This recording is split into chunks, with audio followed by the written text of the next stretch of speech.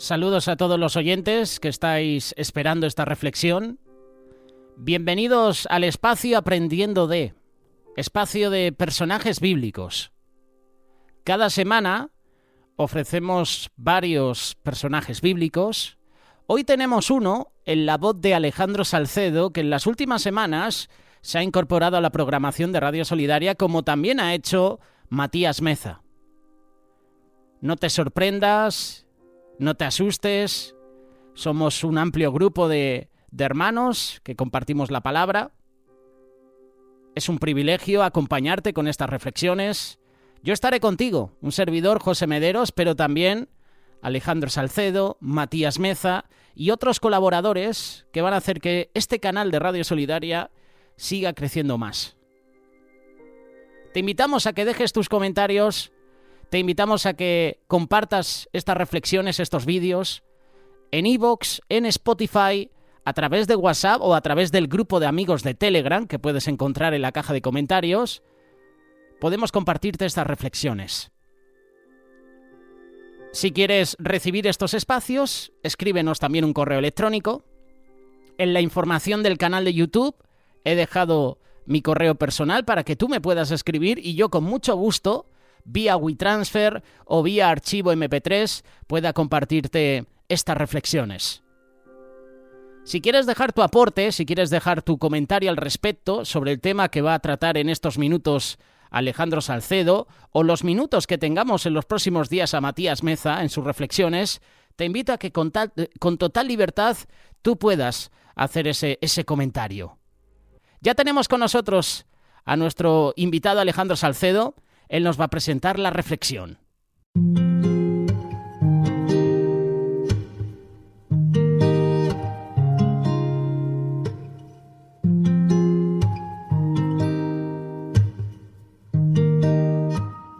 Hoy reflexionaremos acerca de Caín y Abel. Y esta historia la encontramos en Génesis, capítulo 4, versículo 1. En adelante dice la palabra de Dios. Conoció Adán a su mujer Eva, la cual concibió y dio luz a Caín y dijo: por voluntad de Jehová he adquirido varón. Después dio a luz a su hermano Abel. Y Abel fue pastor de ovejas, y Caín fue labrador de la tierra. Y aconteció andando el tiempo que Caín trajo del fruto de la tierra una ofrenda a Jehová. Y Abel trajo también de los primogénitos de sus ovejas de lo más gordo de ellas. Y miró Jehová con agrado a Abel y a su ofrenda. Pero no miró con agrado a Caín y a la ofrenda suya. Y se ensañó Caín en gran manera y decayó su semblante. Entonces Jehová dijo a Caín: ¿por qué te has ensañado y por qué ha decaído tu semblante? Si bien hicieres, ¿no serás enaltecido? Y si no hicieres bien, el pecado está a la puerta. Con todo esto, a ti será su deseo, y tú te enseñorearás de él. Y dijo Caín a su hermano Abel: salgamos al campo. Y aconteció que, estando ellos en el campo, Caín se levantó contra su hermano Abel y lo mató. Y Jehová dijo a Caín: ¿dónde está Abel, tu hermano? Y él respondió: no sé. ¿Yo soy acaso guarda de mi hermano? Y él le dijo: ¿qué has hecho? La voz de la sangre de tu hermano clama a mí desde la tierra. Ahora pues, maldito seas tú de la tierra, que abrió su boca para recibir de tu mano la sangre de tu hermano. Cuando labres la tierra no te volverá a dar su fuerza. Errante y extranjero serás en la tierra. Y dijo Caín a Jehová: grande es mi castigo para ser soportado. En primer lugar, cuando leemos en el versículo 1 la frase conoció, significa que Adán y Eva se allegaron sexualmente. La unión sexual representa unidad y total conocimiento de la otra persona. El contacto sexual es el acto más íntimo que sella un vínculo social, físico y espiritual. Este es el motivo por el cual Dios lo reservó exclusivamente para el matrimonio. Ya no se proveería de todo lo necesario a Adán y a Eva como ocurría en el huerto del Edén, donde sus tareas eran vigorizantes y deleitosas. Ahora bien, debían luchar contra los elementos para proveerse de comida, ropa, techo para ellos y su familia. Caín se hizo agricultor, mientras que Abel fue pastor. Hoy día, en zonas del Medio Oriente, estas labores de larga data se siguen practicando casi del mismo modo que en el tiempo de Caín y Abel. Cada uno tenía un oficio diferente, oficio con el cual tenían sustento y glorificaban a Dios. La voluntad de Dios para todos es que cada uno tenga algo que hacer en este mundo. Así que los padres debemos criar a nuestros hijos para trabajar. Démosles una Biblia, formémosles en disciplina, amonestación y amor, y el don de Dios les acompañará. Podemos suponer que después de la caída, Dios mandó a Adán que derramara la sangre de animales inocentes y una vez muertos, quemara parte o todo el cuerpo con fuego. Y así fueron configurados los castigos que merecen los pecadores, esto es, la muerte del cuerpo y la ira de Dios, de la cual el fuego es un emblema bien conocido, además de los sufrimientos de Cristo. Observemos que la adoración a Dios no es un invento nuevo. Fue desde el comienzo. Es el buen camino. La sincera adoración. Sincera adoración. Sin envidias. Sin revanchas. Sin orgullos. Algunos tienen tal despotismo de comparar y juzgar lo que hacen otros y de esta manera generar y entrar en pugnas a las que no nos ha autorizado ni llamado el Señor. Cada uno de nosotros tiene sus propias habilidades, dones y talentos, y de esta forma cada uno ha de presentárselos al Señor. Y Él, y solo Él, juzgará las intenciones de nuestro corazón. Nosotros no estamos en posición de aprobar o desaprobar el don o las capacidades de alguien que coloca sus talentos y ofrendas a Dios. Las ofrendas de Caín y Abel fueron diferentes, pero Caín demostró un orgulloso corazón incrédulo. En consecuencia, él y su ofrenda fueron rechazados. Abel llegó en calidad de pecador y conforme a lo establecido por Dios por medio de su sacrificio expresaba humildad, sinceridad, obediencia y fe. De este modo, al buscar el beneficio del nuevo pacto de misericordia por medio de la simiente prometida, su sacrificio tenía una expresión que Dios aceptó. Abel ofrendó en fe, pero no Caín. En todas las épocas ha habido dos clases de adoradores, a la manera de Caín y a la manera de Abel.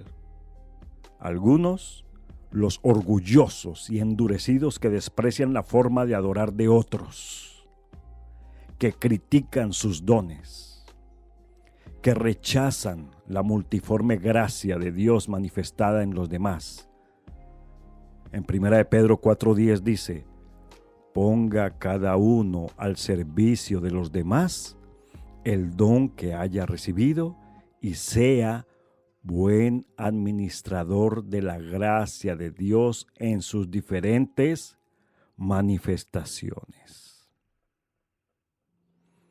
De esta manera, resisten método de salvación del Evangelio e intentan agradar a Dios con métodos diseñados por ellos mismos y se resisten a los creyentes humildes que se acercan a Dios por el camino que Él les ha revelado. Caín se entregó a la ira maligna contra Abel. Albergó un espíritu maligno de descontento y rebelión contra Dios. Dios nota todas nuestras pasiones y descontentos pecaminosos. No hay mirada de enojo, no hay mirada de envidia, no hay mirada de fastidio que se escape al ojo de Dios. El Señor razonó con Caín, con este hombre rebelde. Si tomaba el camino correcto, sería aceptado. Algunos entienden esto como un anuncio de misericordia. Si no hicieres bien, el pecado, esto es, la ofrenda por el pecado, está a la puerta y tú pudieras beneficiarte de ella. La misma palabra significa pecado y sacrificio por el pecado. Aunque no hayas hecho bien, no te desesperes todavía. El remedio está a la mano. Amado mío, si tú me escuchas y si has caído en la tentación de criticar a otros por su forma de adorar al único y verdadero Dios, si has sentido celos, si has pensado que unos, incluido tú, han de tener el favor de Dios y otros no, no te desesperes. El remedio de la gracia está a la mano. Cristo, la gran ofrenda por el pecado, está a la puerta. Sin embargo, algunos perecen en sus pecados, envidiosos, los que no van a la puerta a pedir beneficio de esta ofrenda por el pecado. La aceptación de la ofrenda de Abel por parte de Dios no cambiaba el derecho de primogenitura haciendo lo suyo. Entonces, ¿por qué se enojó tanto Caín? Los apasionados celos e inquietudes pecaminosas hacen que entremos en competencias y comparaciones odiosas y encontremos causas que justifican más nuestra adoración y no aprobamos las otras. Bien, ya sabemos lo que le aconteció a María, ¿verdad? Hermana de Moisés, por criticar y fomentar la envidia y el razonamiento de la forma como Dios obraba en su hermano. En Números 12, lo leemos del 1 en adelante. María y Aarón empezaron a hablar mal de Moisés, porque éste se había casado con una mujer etíope. Además, dijeron, ¿el Señor no ha hablado solamente con Moisés? También ha hablado con nosotros. Y el Señor lo oyó. En realidad, Moisés era el hombre más humilde sobre la tierra. Por eso el Señor les dijo a Moisés, a Aarón y a María, vayan ustedes tres a la tienda del encuentro. Los tres fueron allá. Entonces el Señor bajó en una espesa nube y se colocó a la entrada de la tienda. Luego llamó a Aarón y a María, y cuando ellos se presentaron, el Señor les dijo, escuchen esto que les voy a decir. Cuando hay entre ustedes un profeta de mi parte, yo me comunico con él en visiones y le hablo en sueños. Pero con mi siervo Moisés no lo hago así. Él es el más fiel de todos mis siervos, y con él hablo cara a cara y en un lenguaje claro, y él me ve cara a cara. ¿Cómo se atreven ustedes a hablar mal de él? Y sabemos que posteriormente a María le cayó una lepra. Dios decide de manera autónoma e independiente cómo usa a una persona y si acepta o no su adoración al conocer su corazón. La Biblia no dice explícitamente por qué Dios rechazó el sacrificio de Caín. Quizá la actitud de Caín fue impropia o quizá su ofrenda no estaba dentro de las pautas de Dios. Proverbios 21:27 dice: el sacrificio de los impíos es abominación, cuanto más si lo ofrecen con maldad. Amados, Dios evalúa tanto nuestros motivos como la calidad de lo que le ofrendamos.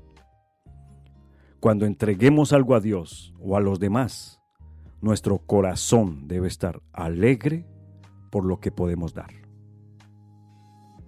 No debemos preocuparnos por la cantidad, ya que todo le pertenece a Dios. Más bien, debemos dar con gozo a Dios nuestro mejor tiempo, dinero, posesiones y talentos. Respondamos estas preguntas, ahí donde tú estás. ¿Cómo es nuestra actitud de adoración? ¿Miramos de reojo al hermano cuando está adorando o sirviendo al Señor para juzgarle y compararle? ¿Hacemos acepción de personas? ¿Tenemos preferencias? Después de que el sacrificio de Caín fue rechazado, Dios le dio la oportunidad de corregirlo e intentarlo de nuevo. Incluso Dios lo animó para que lo hiciera. Pero Caín se negó, y el resto de su vida es un ejemplo sorprendente de lo que les sucede a aquellos que se niegan a admitir sus errores. Así es que, la próxima vez que vayamos en adoración y servicio al Señor, echémonos un vistazo sincero y elijamos un corazón humilde y elijamos el camino a Dios en lugar que el camino que tomó Caín. Para que Caín dominase el pecado que acechaba a la entrada de sus deseos, hubiese sido necesario que cediese su ira celosa para que el pecado no encontrara asidero en su vida.